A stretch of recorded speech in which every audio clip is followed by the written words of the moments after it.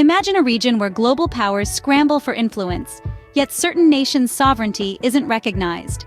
Welcome to the Horn of Africa. This strategically located region, jutting out into the Indian Ocean and the Red Sea, is home to a unique geopolitical paradox. On one hand, it's a hotspot for international military bases, a chessboard where superpowers play their strategic games. On the other hand, it's a region grappling with the complex issue of sovereignty and statehood. Let's introduce the key players.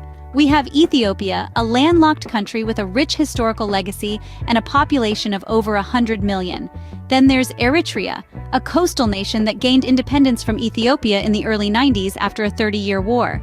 It's a nation whose independence was supported by various Western and Arab powers. Next, we have Somalia, a country struggling to rebuild after decades of civil war, and within it, the self-declared but internationally unrecognized state of Somaliland. Despite having its own government and functioning institutions, Somaliland's bid for independence has been largely ignored by the international community, a stark contrast to the case of Eritrea. Last but not least, there's Djibouti, the smallest country in the Horn of Africa, yet a significant player due to its geographic location. It hosts military bases from 6 major world powers, including the United States, China, and France. Despite its strategic importance, Djibouti remains one of the least developed countries in the world. So here we have a region where international powers are more than willing to establish military bases, but seem reluctant to recognize the sovereignty of certain states. It's a paradox that raises many questions about the role of geopolitics in shaping the fate of nations. Intrigued? Stay tuned as we dive deeper into this geopolitical quagmire. Eritrea, a nation whose independence was supported by Western and Arab powers, yet why was this? Let's unravel the threads of history and find the answers. Born out of a long and arduous 30 years of war, Eritrea declared independence from Ethiopia in the early 90s. This move was backed by several Western and Arab nations. But what was their motive? To understand this, we need to delve into the geopolitical and strategic interests that were at play.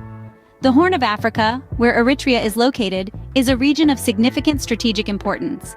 It guards the gateway to the Red Sea, a vital global shipping lane connecting the Mediterranean Sea to the Indian Ocean. Control over this region means a significant advantage in the global geopolitical chess game. The West, particularly the United States, saw an independent Eritrea as a potential ally in a region marked by instability. The Arab nations, on the other hand, were more interested in the religious aspect.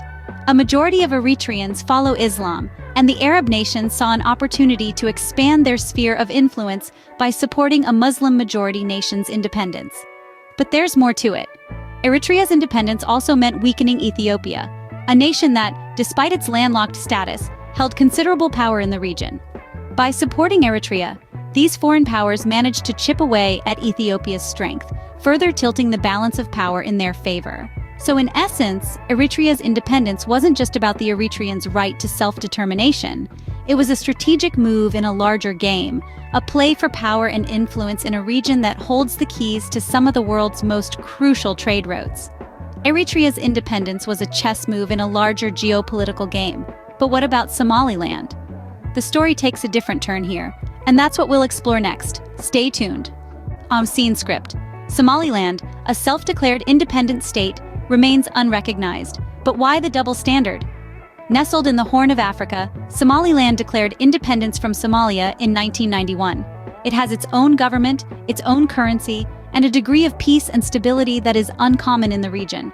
Yet despite these attributes of a functioning state, it remains unrecognized by the international community. Somaliland's quest for recognition is a fascinating study of international politics and the power dynamics that shape our world.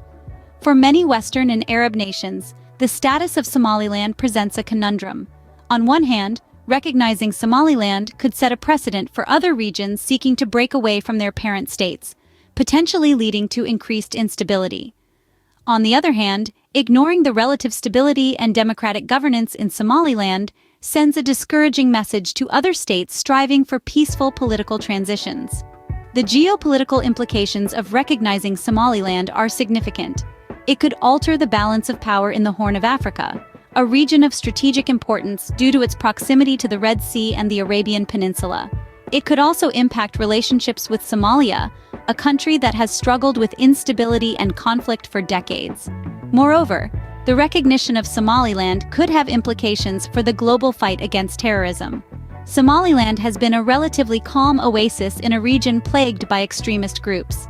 Recognizing Somaliland could potentially bolster the international community's efforts to combat terrorism by providing a stable partner in a volatile region. But it's not just about geopolitics. There is a human element to this as well. The people of Somaliland have been living in a state of limbo for over 3 decades. Recognition would not only validate their struggle for self-determination, but could also open up opportunities for international aid and investment, potentially improving the lives of its citizens. Somaliland's quest for recognition is a complex issue tangled in a web of geopolitical interests. But there's more. The story of Somaliland is a reminder that the world's geopolitical landscape is not just about borders and power, but also about people and their aspirations. This may well be the crux of the Somaliland dilemma. Scene script: Djibouti, a small nation hosting 6 foreign military bases. But why this tiny country? In the grand chessboard of geopolitics, the importance of location cannot be overstated. And Djibouti, nestled on the Horn of Africa, is a prime example of this.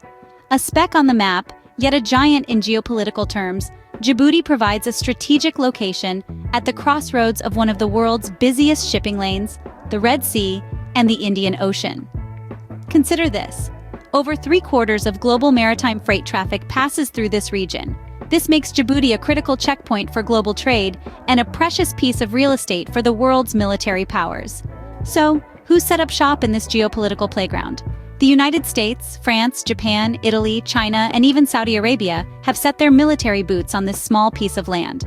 The United States Camp Lemonnier is a key outpost for its operations in Africa and the Middle East. France, the former colonial power, maintains its largest overseas military base here. China's presence, however, has raised eyebrows. Its first overseas military base, established in 2017, sits just a few miles from the American base. This proximity naturally raises concerns about the potential for spying and information gathering. And it's not just about military might. These bases also bring in much-needed revenue for Djibouti. The country charges hefty leasing fees, contributing significantly to its national budget. But this concentration of foreign military bases in such a small country is not without its risks. It makes Djibouti a potential flashpoint for conflicts, and its dependence on leasing fees could make it vulnerable to the whims of these foreign powers. Yet, this is the paradox of Djibouti. A tiny nation wielding enormous geopolitical significance, standing at the intersection of global trade and military strategy. A country that has turned its strategic location into a lucrative business, but at the same time, walks a delicate balance in the world's geopolitical playground. Djibouti, a microcosm of the larger geopolitical game being played in the Horn of Africa. How do we untangle this geopolitical paradox in the Horn of Africa? Is the question that we've been exploring throughout this video. The Horn of Africa, a region steeped in history and rich in cultural diversity, stands at the crossroads of a complex geopolitical conundrum. To begin to unravel this paradox, it is crucial that we consider potential solutions and future scenarios. One of the key aspects to consider is regional cooperation. The nations of the Horn need to work together to address common challenges and pursue collective interests. This means setting aside historical disputes and focusing on the shared goals of stability, prosperity, and sustainable development. To ensure the success of these cooperative efforts, the role of foreign powers needs to be fair and transparent. The nations of the Horn are not pawns on a global chessboard, but sovereign states with their own aspirations and concerns.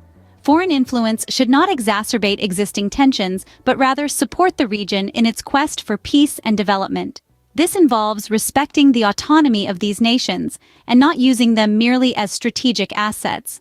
Recognition of sovereignty, where due, is also an essential element of this equation. The complex case of Somaliland, for instance, highlights the inconsistencies in how the international community approaches issues of sovereignty and independence. If a territory fulfills all the criteria of statehood, and its people express a clear and consistent desire for self-determination, then it is only fair that this reality is recognized. The future of the Horn of Africa remains uncertain, but one thing is clear.